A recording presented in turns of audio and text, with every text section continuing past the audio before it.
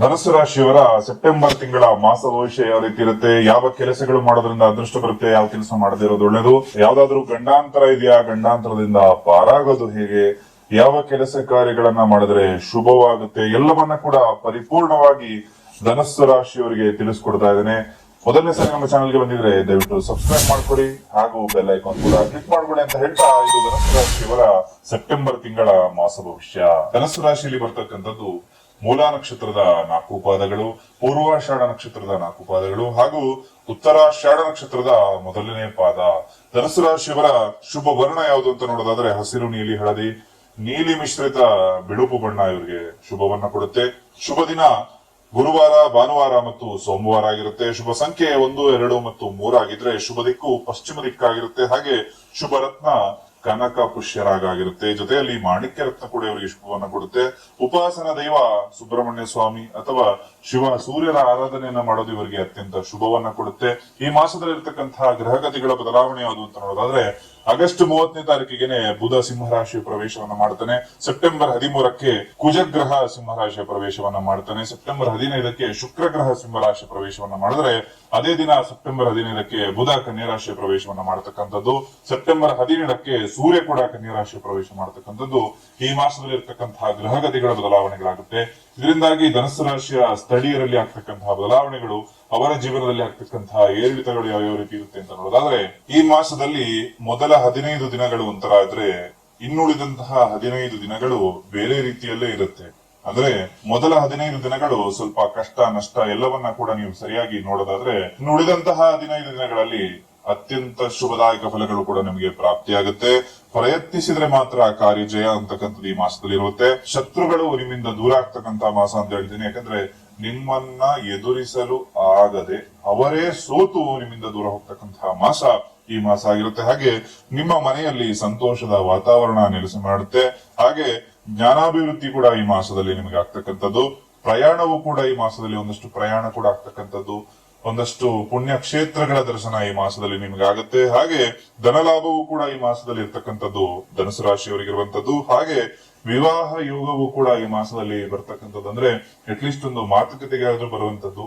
30-35 ವರ್ಷ ಆದ್ರೂ ಕೂಡ ಇನ್ನು ವಿವಾಹ ಧನಸ್ಸು ರಾಶಿಯಲ್ಲಿ ಯಾರಾದ್ರೂ ಆಗ್ತಾ ಇಲ್ಲ ಅಂದ್ರೆ ಈ ಮಾಸದಲ್ಲಿ ಒಂದಷ್ಟು ಮಾತುಕತೆಗೆ ಕೂಡ ಬರ್ತಕ್ಕಂತಹ ಲಕ್ಷಣಗಳಿರುತ್ತೆ. ಮದುವೆ ಆಗದೇ ಇರುವಂತವರು ಮದುವೆ ಆಗೋದಕ್ಕೋಸ್ಕರ ವಿಶೇಷ ತಂತ್ರವನ್ನ ಹಿಂದಿನ ಸಂಚಿಕೆಗಳಲ್ಲಿ ತಿಳಿಸ್ಕೊಟ್ಟಿದ್ದೀನಿ, ಅದನ್ನು ಕೂಡ ನೋಡ್ಕೊಂಡು ಬನ್ನಿ. ಹಾಗೆ ಈ ಒಂದು ಮಾಸದಲ್ಲಿ ಒಂದಷ್ಟು ಉತ್ತಮ ಹೆಸರಂತಕ್ಕಂಥದ್ದು, ಕೀರ್ತಿ ಅಂತಕ್ಕಂಥದ್ದು ಕೂಡ ಈ ಮಾಸದಲ್ಲಿ ನಿಮಗೆ ಪ್ರಾಪ್ತಿಯಾಗುತ್ತೆ. ಐಷಾರಾಮಿ ವಸ್ತುಗಳನ್ನ ಖರೀದಿ ಮಾಡತಕ್ಕಂತಹ ಯೋಗ ಈ ಮಾಸದಲ್ಲಿ ನಿಮಗೆ ಇರ್ತಕ್ಕಂಥದ್ದು. ಐಷಾರಾಮಿ ವಸ್ತುಗಳಂದ್ರೆ ಒಂದಷ್ಟು ಕಾರ್ಗಳಾಗಿರ್ಬೋದು, ಅಥವಾ ಒಂದಷ್ಟು ವಾಚ್ಗಳು, ಅಥವಾ ಬಟ್ಟೆ ಬರೆಗಳನ್ನ ಖರೀದಿ ಮಾಡತಕ್ಕಂತಹ ಮಾಸ ಈ ಮಾಸದಾಗಿರುತ್ತೆ. ಅಂದ್ರೆ ಲೆಕ್ಕಕ್ಕೆ ಮೀರಿ, ಒಂದು ಅಳತೆಯನ್ನ ಮೀರಿ ಒಂದಷ್ಟು ಎಕ್ಸ್ಟ್ರಾ ಖರೀದಿ ಮಾಡತಕ್ಕಂತಹ ಮಾಸ ಈ ಮಾಸ ಅಂತ ಹೇಳ್ತೇನೆ.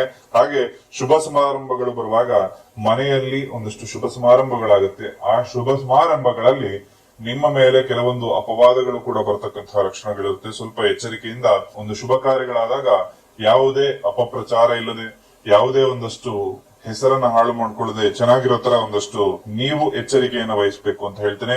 ವಿದ್ಯಾರ್ಥಿಗಳಿಗೆ ಓದಲ್ಲಿ ಒಂದಷ್ಟು ಲಾಭಗಳಾಯ್ತು ಅಂದ್ರೆ ಕೆಲವರಿಗೆ ಒಳ್ಳೆ ಫಲ ಇತ್ತು ಅಂದ್ರೆ ಕೆಲವರಿಗೆ ಮಧ್ಯ ಫಲ ಇರುತ್ತೆ.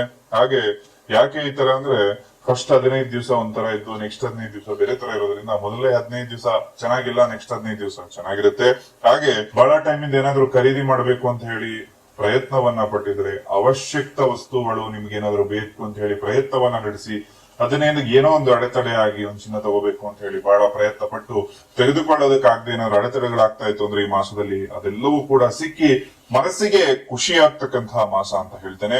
ಹಾಗೆ ಲಾಟ್ರಿ ಸುಟ್ಟ ಮಾಡುವಂತವ್ರು ಯಾರಾದ್ರೂ ಧನುಸು ರಾಶಿಯವರು ಇದು ವಿಡಿಯೋನ ನೋಡ್ತಾ ಇದ್ರೆ ಈ ಒಂದು ಕೆಟ್ಟ ಚಟವನ್ನ ಇವತ್ತೇ ಬಿಟ್ಟು ಬಿಡಿ. ಯಾಕಂದ್ರೆ ಇದನ್ನ ನಿಮಗೆ ಕೊನೆ ದಿನಗಾಗಿ ಇದು ನಿಮ್ಮನ್ನ ರಸ್ತೆಯಲ್ಲಿ ನಿಲ್ಲಿಸ್ಬಿಡುತ್ತೆ. ಸ್ವಲ್ಪ ಎಚ್ಚರಿಕೆಯಿಂದ ಇರಿ.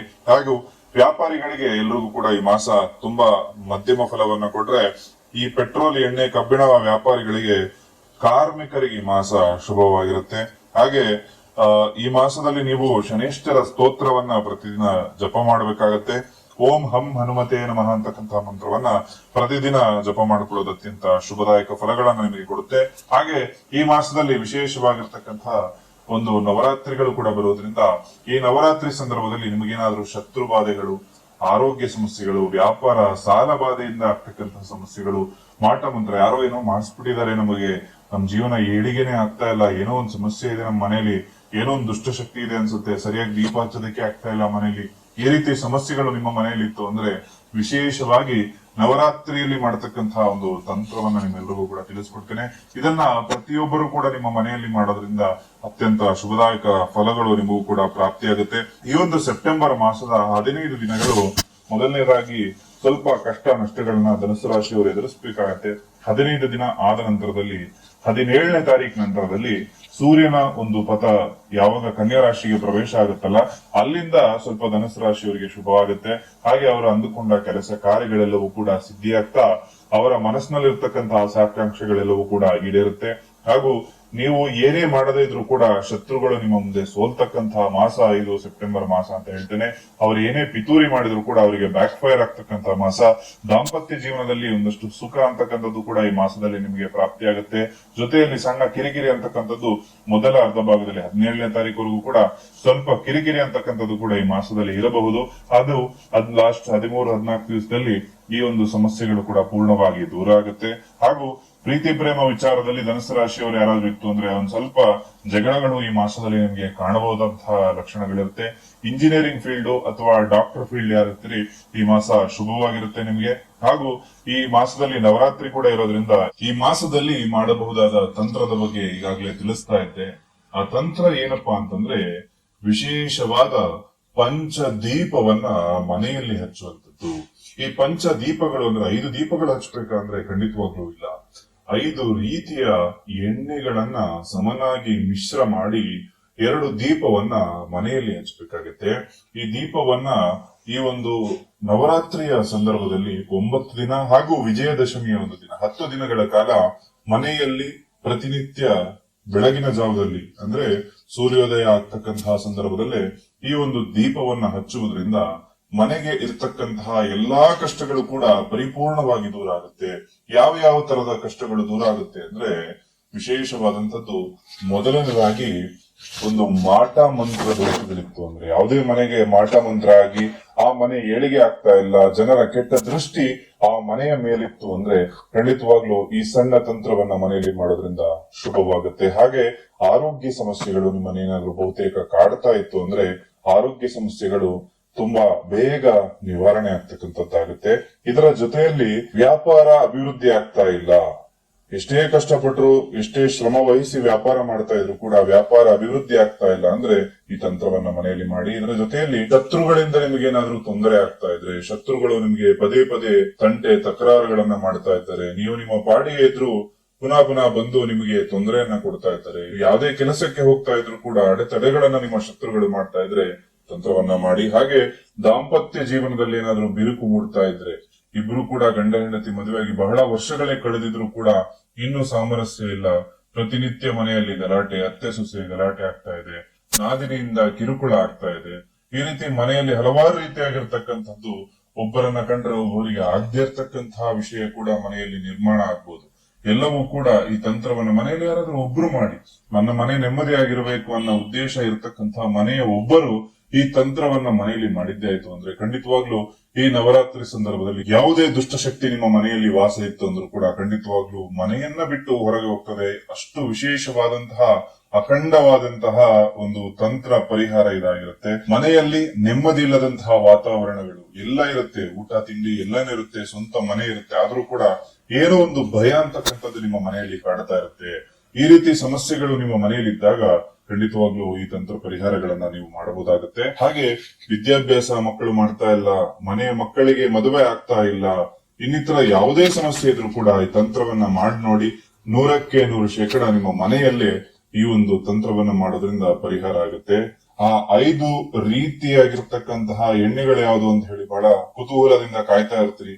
ಆ 5 ಎಣ್ಣೆಗಳು ಯಾವುದು ಅಂದ್ರೆ ಮೊದಲನೇದಾಗಿ ಎಳ್ಳೆಣ್ಣೆ, ಎರಡನೆಯದಾಗಿ ಒಂದು ತುಪ್ಪವನ್ನ ಅದಕ್ಕೆ ಬೆರೆಸ್ಕೋಬೇಕಾಗತ್ತೆ, ಮೂರನೆಯ ಎಣ್ಣೆ ಹಿಪ್ಪೆ ಎಣ್ಣೆಯನ್ನ ಹಾಕೋಬೇಕು. ಹಿಪ್ಪೆ ಎಣ್ಣೆ ಅಂದ್ರೆ ನಿಮ್ಮ ಗ್ರಂಥಿಗೆ ಅಂಗಡಿಗಳಲ್ಲಿ ಇದು ಸುಲಭವಾಗಿ ಸಿಗುತ್ತೆ. ಹಾಗೂ 4ನೇ ಎಣ್ಣೆ ಬೇವಿನ ಎಣ್ಣೆ ಆಗಿರುತ್ತೆ. 5ನೆಯ ಎಣ್ಣೆ ಹರಳೆಣ್ಣೆ. ಈ 5 ಎಣ್ಣೆಗಳನ್ನ ಸಮನಾಗಿ ನೀವು ಮಿಶ್ರ ಮಾಡಿಕೊಂಡು ಒಂದು ಕೆಂಪು ಬತ್ತಿಯನ್ನ ಅಂದ್ರೆ ಸಾಮಾನ್ಯವಾಗಿ ಬಿಳಿ ಬಣ್ಣದ ಬತ್ತಿ ಇರುತ್ತೆ. ಅದರ ಬದಲು ಕೆಂಪು ಬತ್ತಿಯನ್ನು ಹೇಗೆ ಮಾಡೋದು, ಸ್ವಲ್ಪ ಕುಂಕುಮವನ್ನು ಹಾಕಿ ಆ ಬತ್ತಿಯನ್ನ ಕೈಯಲ್ಲಿ ಈ ರೀತಿ ನೀವು ಉಜ್ಜಿದಾಗ ಅದು ಕೆಂಪು ಬಣ್ಣಕ್ಕೆ ತಿರುಗ್ತದೆ. ಆ ಕೆಂಪು ಬಣ್ಣದ ಬತ್ತಿಯನ್ನ ಇದಕ್ಕೆ ಹಚ್ಚಬೇಕು. ಮನೆಯಲ್ಲಿ ಕನಿಷ್ಠ ಪಕ್ಷ ಅಂದ್ರೂ ಕೂಡ 2 ದೀಪವನ್ನ ಹಚ್ಚಬೇಕು. ಸಾಧ್ಯವಾಗುವಂತವ್ರು 5 ದೀಪವನ್ನಾದ್ರೂ ಹಚ್ಚಬಹುದು. ಈ ರೀತಿ ದೀಪವನ್ನ ಒಂದು ಸೂರ್ಯ ಉದಯ ಆಗ್ತಕ್ಕಂತಹ ಸಂದರ್ಭದಲ್ಲಿ, ಅಂದ್ರೆ ಬೆಳಿಗ್ಗೆ 6:30 ಸಂದರ್ಭದಲ್ಲೆಲ್ಲ ಮನೆಯನ್ನ ಶುಭ್ರವಾಗಿ ಗುಡಿಸಿ ಒರೆಸಿ ಈ ಒಂದು ದೀಪವನ್ನ ಮನೆಯಲ್ಲಿ ಹಚ್ಚಬೇಕಾಗುತ್ತೆ. ಹಾಗೆ ಬಳಸುವಂತಹ ಕುಂಕುಮ ಶ್ರೇಷ್ಠ ಗುಣಮಟ್ಟದ್ದಾಗಿರಬೇಕು. ಇದನ್ನು ನೆನಪಿಡಿ. ಯಂತ್ರ ಇದ್ದವರು ಇಲ್ಲದವರು ಪ್ರತಿಯೊಬ್ಬರು ಕೂಡ ಈ ಒಂದು ಲಲಿತಾ ಸಹಸ್ರನಾಮದ ಪಾರಾಯಣ ಮಾಡ್ತಾ ಕುಂಕುಮಾರ್ಚನೆಯನ್ನು ಮಾಡಬೇಕಾಗತ್ತೆ. ಹಾಗೆ ನೀವು ಬಳಸ್ತಕ್ಕಂತಹ ಕುಂಕುಮ ಏನಿರುತ್ತೆ ಅದು ಒಳ್ಳೆ ಕ್ವಾಲಿಟಿ ಆಗಿರ್ಬೇಕು. ಯಾವ್ದು ಕಲರ್ ಪುಡಿ ತಗೊಬಂದು ಕುಂಕುಮ ಅಂತ ಅನ್ಕೊಂಡು ಅದನ್ನ ಮಾಡಕ್ ಹೋಗ್ಬೇಡಿ. ಒಳ್ಳೆ ಕ್ವಾಲಿಟಿ ಅದನ್ನ ಆ ಕುಂಕುಮವನ್ನ ಬಳಸಿದಾಗ ಮಾತ್ರ ನಿಮಗೆ ರಿಸಲ್ಟ್ ಅಂತಕ್ಕಂಥದ್ದು ತುಂಬಾ ಚೆನ್ನಾಗಿ ಬರುತ್ತೆ. ಆಗ್ಲೇ ಹೇಳಿದಾಗೆ ಯಾವುದೇ ಕಷ್ಟ ಕಾರ್ಪಣ್ಯಗಳು, ದಟ್ಟ ದಾರಿದ್ರ್ಯತನ ಮನೆಯಲ್ಲಿತ್ತು ಅಂದ್ರೆ ಮನೆ ಏಳಿಗೆನೆ ಆಗ್ತಾ ಇಲ್ಲ, ಮನೆ ಕಟ್ಟಬೇಕು ಆಗ್ತಾ ಇಲ್ಲ, ಎಲ್ಲಾ ಸಮಸ್ಯೆಗಳು ಕೂಡ ಈ ವಿಶೇಷ ಪರಿಹಾರವನ್ನ ಮನೆಯಲ್ಲಿ ಮಾಡಿ ನೋಡಿ. ಎಲ್ಲರಿಗೂ ಕೂಡ ಈ ತಂತ್ರ ಪರಿಹಾರ ಶುಭವನ್ನ ನೀಡ್ಲಿ ಅಂತ ಹೇಳಿ ಭಗವಂತನಲ್ಲಿ ಪ್ರಾರ್ಥನೆ ಮಾಡ್ತಾ ಎಲ್ಲರಿಗೂ ಶುಭವಾಗ್ಲಿ. ಎಲ್ಲರ ಮನಸ್ಸಿನಲ್ಲಿರತಕ್ಕಂತಹ ಆಸೆ ಆಕಾಂಕ್ಷೆಗಳೆಲ್ಲವೂ ಕೂಡ ಈಡೇರಲಿ. ಎಲ್ಲರಿಗೂ ಕೂಡ ನವರಾತ್ರಿ ಹಬ್ಬದ ಹಾರ್ದಿಕ ಶುಭಾಶಯಗಳನ್ನ ತಿಳಿಸ್ತಾ ಸರ್ವೇ ಜನಃ ಸುಖಿನೋ ಭವಂತು.